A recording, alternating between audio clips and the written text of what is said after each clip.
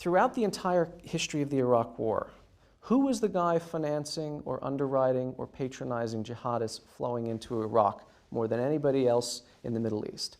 Bashar al-Assad.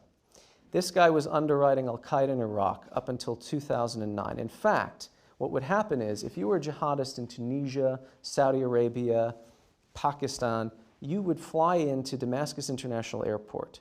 And there was actually a bus terminal that would ferry you into eastern Syria where you would be domiciled by an al-Qaeda in Iraq cleric who was working cheek by jowl with Assad's mukhabarat or intelligence services, and then would send you across the border into Iraq to target the Americans or the Iraqis or whomever. Actually, the bus depot in Damascus was located, guess where?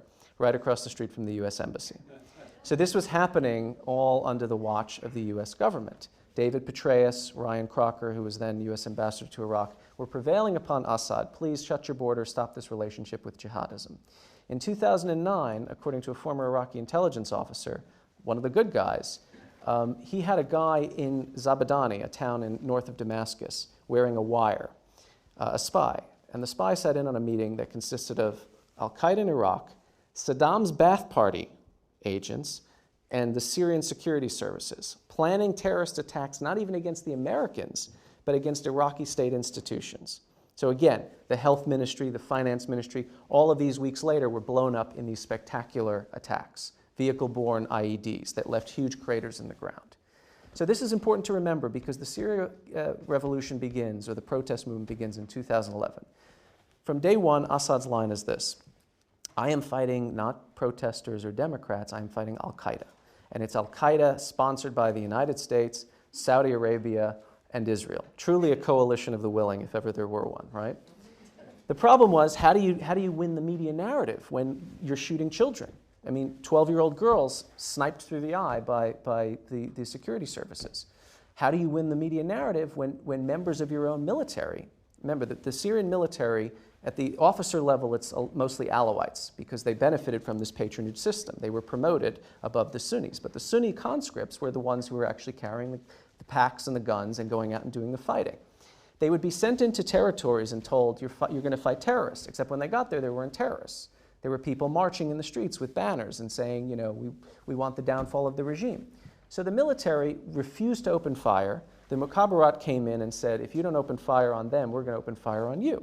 The first clashes and defections occurred actually in Idlib province in 2011 because the military refused to shoot peaceful, unarmed protesters. So Assad starts losing the war of ideas. So what does he do? 2011, he declares a general amnesty for what he pretends are political prisoners. In fact, a lot of the jihadis who he had once sent over into Iraq and then arrested when they came back to Syria were let out of prison. The three top Islamist brigades or rebel units on the ground up until recently, the commanders of all three were former inmates of Sednaya prison in Damascus. They were let out in May of 2011 by Bashar al-Assad. Why did he do this?